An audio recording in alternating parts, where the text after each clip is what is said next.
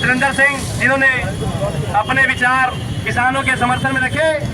अब हमारे किसान नेता सरदार भगवान सिंह जी अपने विचार रखेंगे, लेकिन उनसे पहले अभी सुरेंद्र सिंह ने कहा कि मैं भगवान सिंह से आग्रह करूंगा कि जमशेदपुर के सभी गुरुद्वारा में अरदास की जाए। उन्होंने भी बेनती कर दी कि मानगो गुरुद्वारा में अभी जाके वो लोग अरदास करवाएंगे, तो आग्रह करते हैं सभी गुरुद्वारों में उनके नाम की अरदास होगी। अभी आपके सामने विचार रखेंगे। अच्छा स्वास्थ्य के लिए उनके लिए बहुत ही हालत बहुत खराब है। अभी रहिएगा ना, हम लोग पुतला दहन करके आते हैं। सभी साथियों को वाहिगुरु जी का खालसा, वाहिगुरु जी की फतेह, नमस्कार, जोहार, आदाब।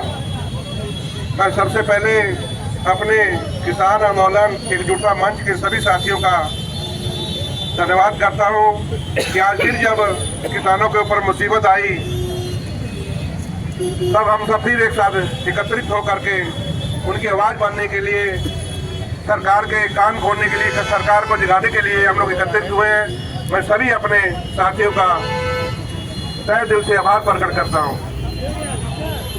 मैंने पहले भी कहा, हमारे साथी सुमित जी ने भी कहा कि गुरु नानक जयंती के दिन, गुरु नानक देव जी के प्रकाश पर्व के दिन मोदी जी आते हैं, गुरुद्वारा जाते हैं, मत्था टेकते हैं और कहते हैं मेरी तपस्या में कोई कमी रह गई, शायद मेरी तपस्या में कोई कमी रह गई।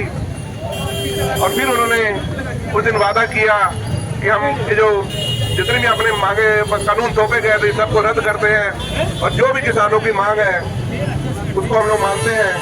यदि किसान नहीं उठे, अगले दिन उन्होंने लिखित रूप में लिया, उसके बाद वो सब उठे। लेकिन इतने झूठे इंसान हैं, झूठे आदमी हैं कि उनको समझ में नहीं आ रहा है। मैं उनसे एक बात कहना चाहूंगा मीडिया के माध्यम से कि जब औरंगजेब का अत्याचार बहुत बढ़ गया था तब गुरु गोविंद सिंह जी ने उनको जफरनामा लिखा था। जफरनामे में जो औरंगजेब ने किया था उसके लिए उसको लानतें डाली गई थी, उनको याद दिलाया गया था कि तुमने क्या क्या किया, एक एक आदमी के लिए तुमने कितनी कितनी फौजें लगाई, तुमने अपना आवाम का, अपने लोगों का कितना नुकसान किया। तो मैं मोदी जी से यही कहना चाहता हूँ कि आप एक बार वो जफरनामा पढ़ें जो गुरु गोविंद सिंह जी ने औरंगजेब के लिए लिखा था, तब आपको समझ में आएगा आप क्या कर रहे हैं और आपका क्या हाल होने वाला है आगे, आपको किस तरीके से इसको आपको सजा मिलने वाली है। भगवान है, भगवान सब जगह हाजिर है, सभी भगवान, सभी धर्म के लोग, हम लोग सब एक भगवान को मानने वाले लोग हैं। अकाल पुरुष को, राम को, अल्लाह को मानने वाले लोग भारत में रहते हैं। तो भगवान है और जब जब अत्याचार होता है कोई ना कोई देवी देवता धरती पे आता है। तो इस बार किसानों के रूप में कोई देवता आए हैं और जगह जगह आंदोलन कर रहे हैं। पिछली बार 750 सहायतें हुई, इस बार डल्लेवाल जी 23 दिन से मरण मृत्यु में बैठे हुए हैं। आज उनकी स्थिति ऐसी हो गई है कि कभी भी उनकी जान जा सकती है। तो सरकार को कोई फर्क नहीं पड़ता। अभी संसद में खूब हल्ला हो रहा, लेकिन किसानों के ऊपर कोई बात नहीं हो रही है।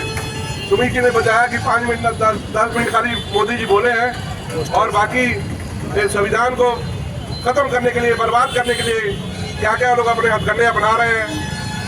लेकिन जो हमारे जिसके लिए सरकार चुनी जाती है उसमें उन्होंने चर्चा करने का उनका पास टाइम तक नहीं है।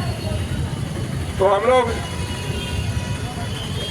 ऐसा नहीं कि बीजेपी के सब लीडर अच्छे नहीं हैं। जैसे धनखड़ जी हमारे देश के उपराष्ट्रपति जी ने पिछले दिन अपनी आवाज़ बुलंद की, सरकार के कान खोलने का काम किया।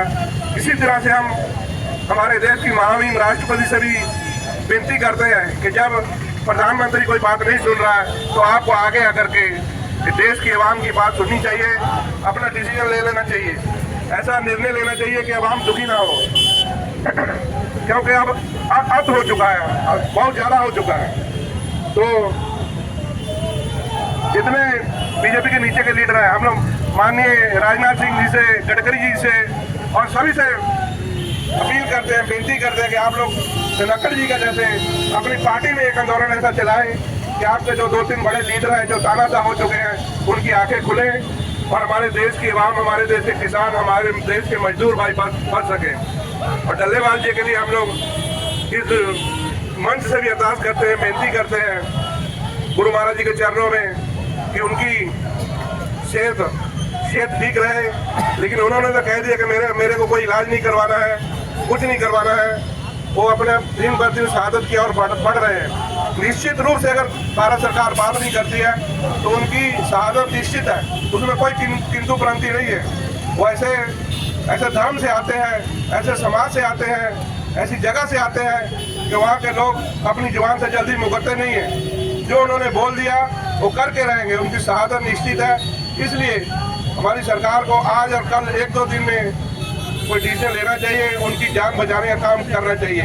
नहीं तो ऐसी सरकार पे लानत, ऐसी सरकार पे तू है, ऐसी सरकार पे कि जो अपने देश के लोगों की रक्षा नहीं कर सकती, बात नहीं सुन सकती।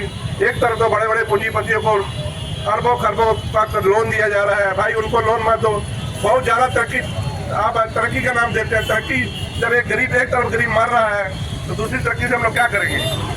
पूरे देश के लोगों को बराबर देखने का काम करे हमारी सरकार। और हम अपने साथियों को फिर से एक बार धन्यवाद करते हैं और अपने सिख समाज से लोगों को भी अपील करते हैं कि आप लोग आए।